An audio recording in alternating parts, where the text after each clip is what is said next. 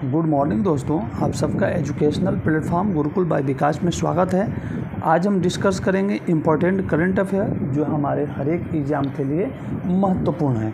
तो चलिए दोस्तों शुरू करते हैं आज के सेशन को। ठीक है, देखिए आज का पहला क्वेश्चन है, हाल ही में रिजर्व बैंक द्वारा रेपो रेट को कितने प्रतिशत पर अपरिवर्तित रखा गया है? रेपो रेट को कितने परसेंट पर अपरिवर्तित रखा गया है? देखिए हमारा राइट आंसर हो जाएगा ऑप्शन नंबर सी, यानी कि 6.5%। यानी कि रेपो रेट को जो है वो 6.5% पर अपरिवर्तित रखा गया है।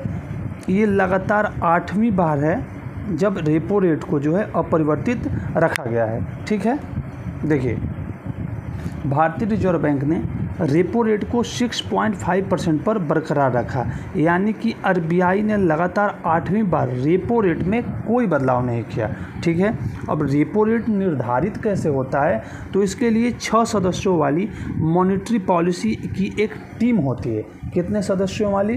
तो 6 सदस्यों वाली मॉनेटरी पॉलिसी की एक टीम होती है और उस कमेटी के द्वारा 4:2 के बहुमत से ब्याज दरों में किसी तरह के बदलाव का फैसला नहीं किया है। यानी कि जो मॉनेटरी पॉलिसी की 6 सदस्यों वाली टीम है उसने 4.2 के बहुमत से ये निर्णय किया कि ब्याज दरों में कोई बदलाव नहीं किया जाएगा। ठीक है, अब देखिए वित्त वर्ष 2025 के लिए रिजर्व बैंक ने ग्रोथ रेट अनुमान को 7 से बढ़ाकर 7.2% कर दिया। वित्त वर्ष 2025 है उसके लिए रिजर्व बैंक ने ग्रोथ रेट को जो है वो 7% से बढ़ाकर 7.2% कर दिया। अब देखिए जो अंतिम बार है वो रेपो रेट जो है कम निर्धारित की गई थी। तो दोस्तों जो अंतिम बार रेपो रेट है ना वो 2023 कब फरवरी 2023 में अंतिम बार जो है रेपो रेट को निर्धारित किया गया था।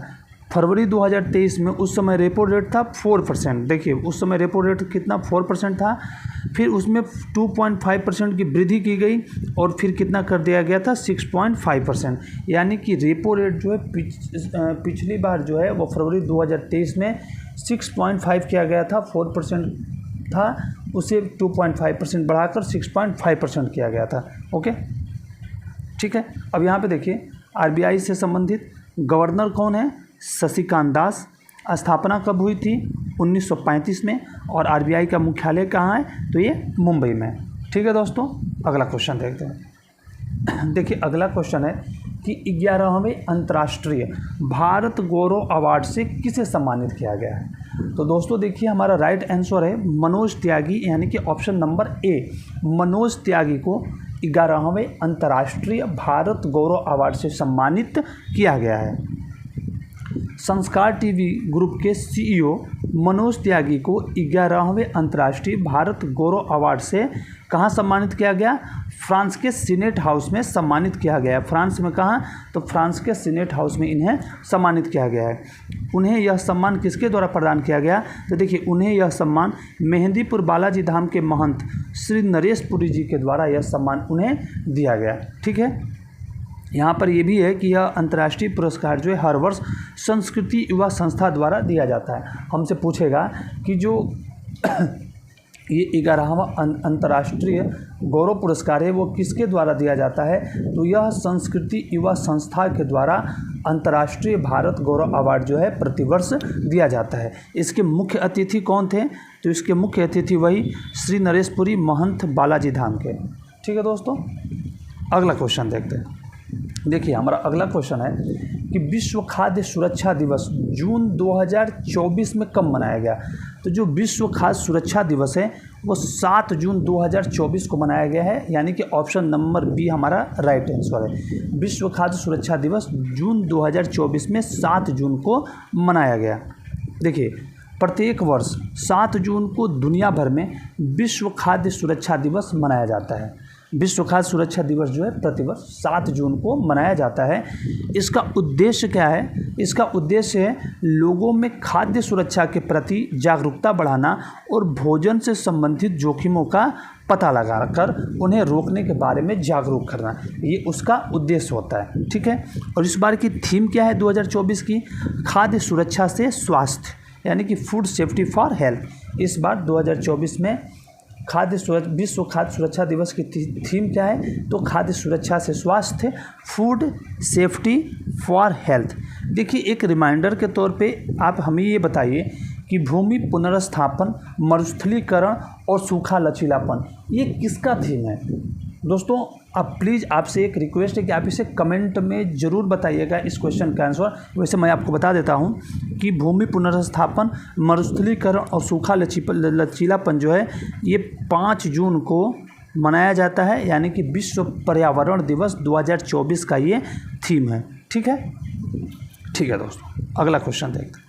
देखिए, नेक्स्ट क्वेश्चन है, हाल ही में किस राज्य की नागी और नकटी बर्ड सेंचुरी को रामसर साइट में शामिल किया गया है? तो देखिए, नागी और नकटी बर्ड सेंचुरी जो है ये बिहार में है। ठीक है, तो हमारा राइट आंसर क्या हो जाएगा? सी हो जाएगा, यानी कि बिहार राज्य के नागी और नकटी बर्ड सेंचुरी को रामसर साइट में शामिल किया गया है।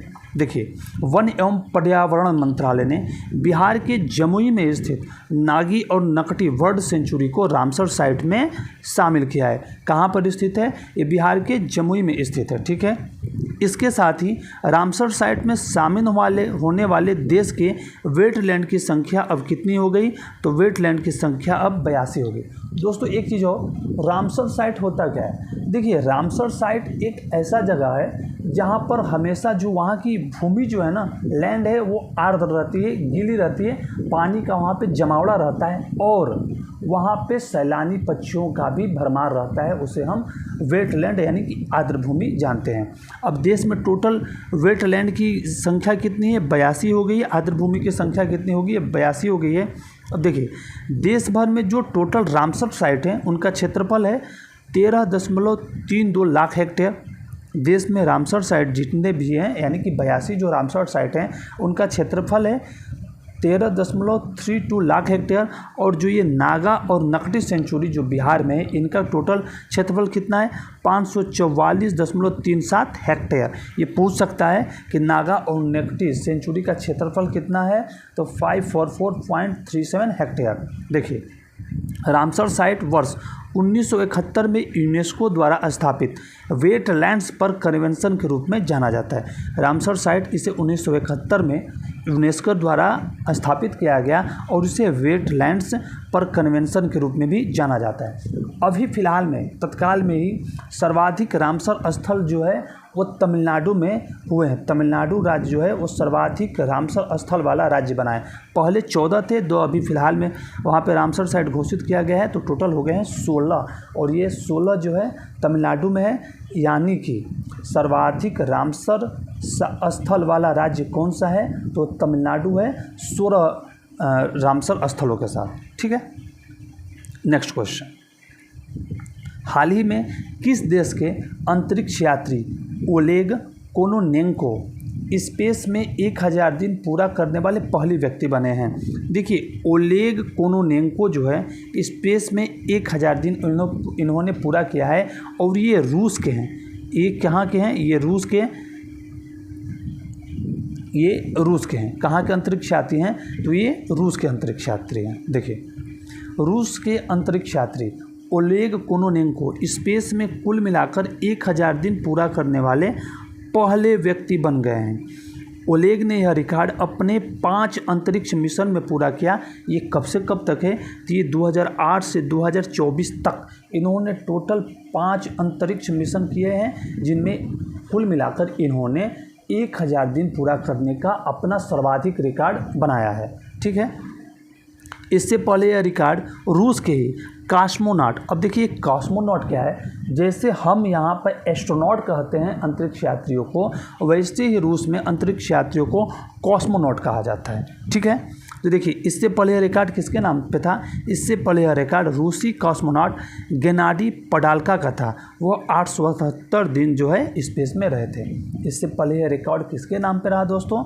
तो इससे पहले यह रिकॉर्ड जो है रूस के ही कॉस्मोनॉट गेनाडी पडाल्का के नाम था, जिन्होंने टोटल 878 दिन स्पेस में बिताए थे। ठीक है, अब देखिए एक क्वेश्चन आपके लिए, इसे प्लीज़ आपसे रिक्वेस्ट है कि कमेंट में ज़रूर आप इसका आंसर बताइएगा। देखिए, ये तत्काल हुआ, इसलिए मैं आपको सोचता हूँ कि एक बार रिवाइज करा दूँ क्वेश्चन के थ्रू। बोइंग स्टारलाइनर अंतरिक्ष यान में उड़ान भरने वाली पहली महिला एवं पहली सदस्य कौन बनी है? कौन बनी है आप कमेंट कीजिए, मैं बता देता हूँ। इसका आंसर हो जाएगा सुनीता विलियम्स। कौन? सुनीता विलियम्स। सुनीता विलियम्स इसका आंसर हो जाएगा। बोइंग स्टारलाइनर अंतरिक्ष में उड़ान भरने वाली पहली महिला एवं पहली सदस्य बनी है सुनीता विलियम्स।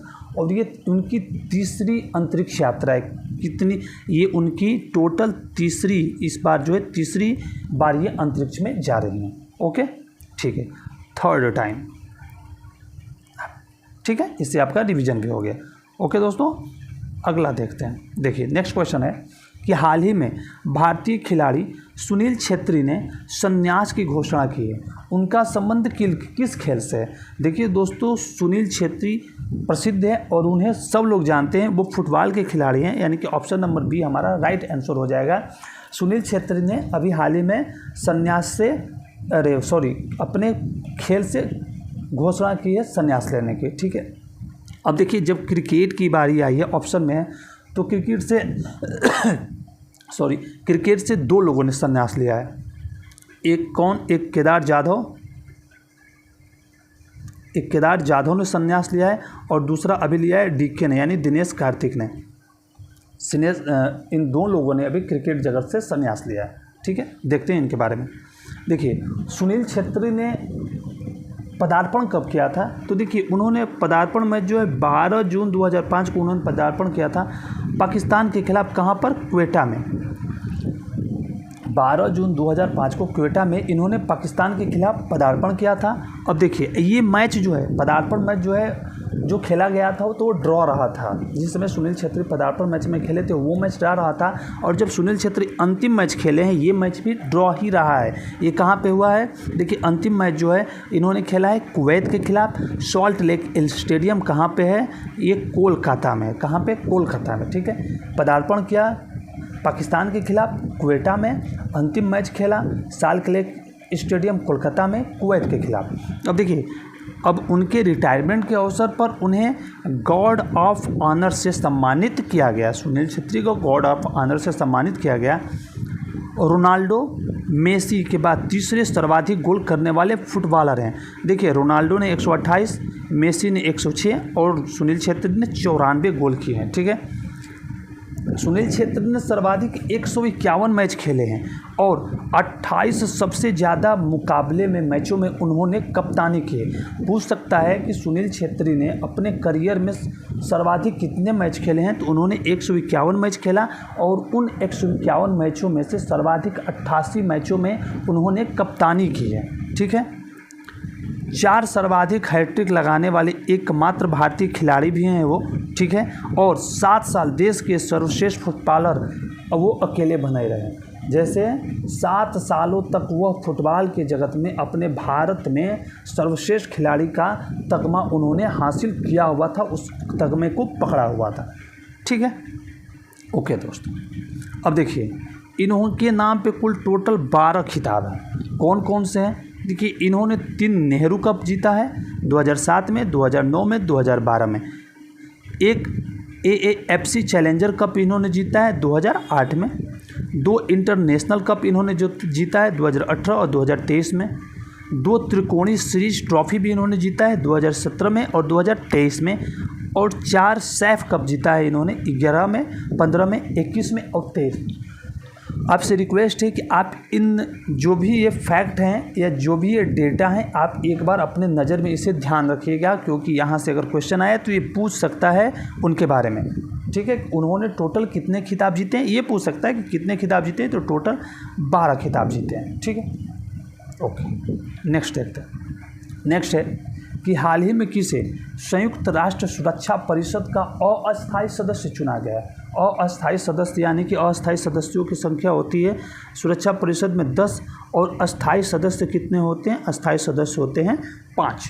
ठीक है, देखिए तो इस बार जो है संयुक्त राष्ट्र सुरक्षा परिषद के अस्थायी सदस्य किसे चुना गया है?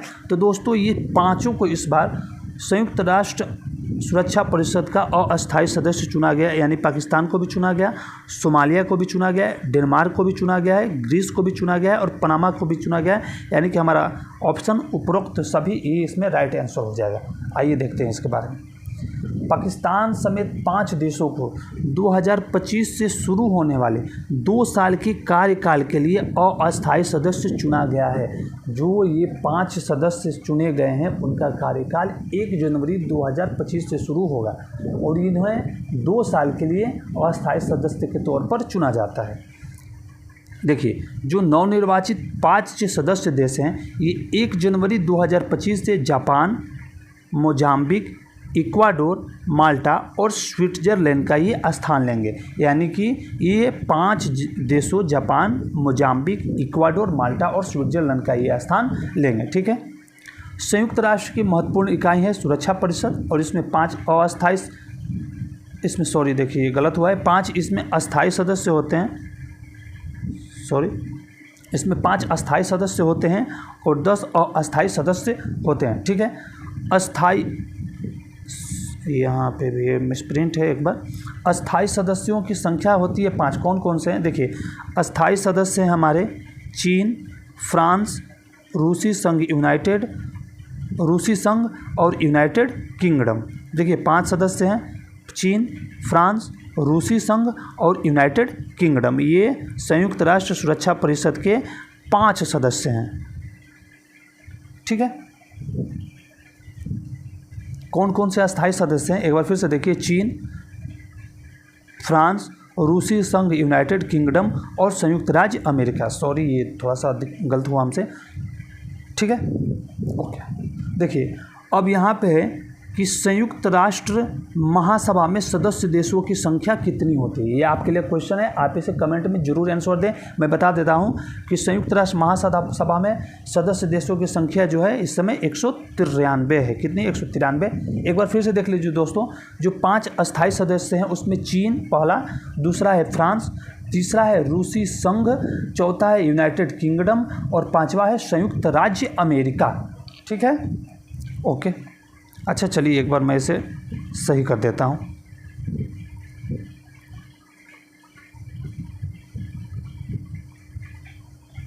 देखिए, पहला हो गया चीन, दूसरा हो गया फ्रांस, तीसरा हो गया रूसी संघ, चौथा हो गया यूनाइटेड किंगडम और 5वां हो गया संयुक्त राज्य अमेरिका। ये 5 अस्थायी सदस्य हैं। ठीक है।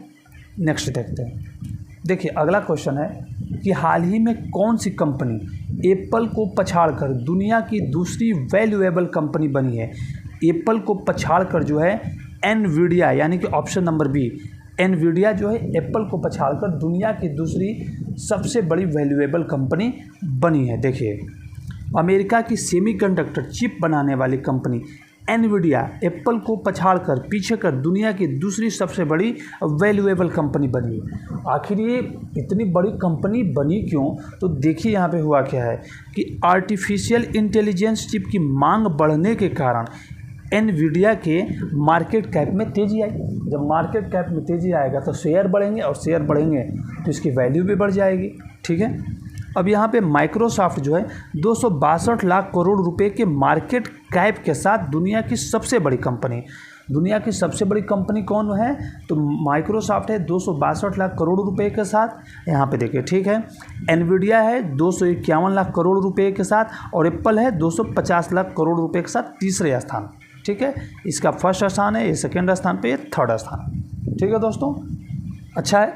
अगला देखते हैं। अच्छा ठीक है दोस्तों, जो भी इम्पोर्टेंट करंट अफेयर थे और जो एग्ज़ाम के लिए महत्वपूर्ण थे उन सबको हमने डिस्कस किया। और दोस्तों प्लीज़ आपसे एक रिक्वेस्ट है, ये आपके लिए सोर्स लाने में बहुत ही सचेत रहना पड़ता है। सो प्लीज़ आपसे एक छोटा सा रिक्वेस्ट करते हैं कि अगर आपको हमारा ये सेशन पसंद आया हो तो आप हमारे यूट्यूब चैनल गुरुकुल बाय विकास को लाइक करें, शेयर करें और कमेंट करें ताकि हम इससे और बेहतर बना सकें। ठीक है दोस्तों, मिलते हैं कल अगले सेशन में। तब तक के लिए आप सबको बहुत बहुत धन्यवाद।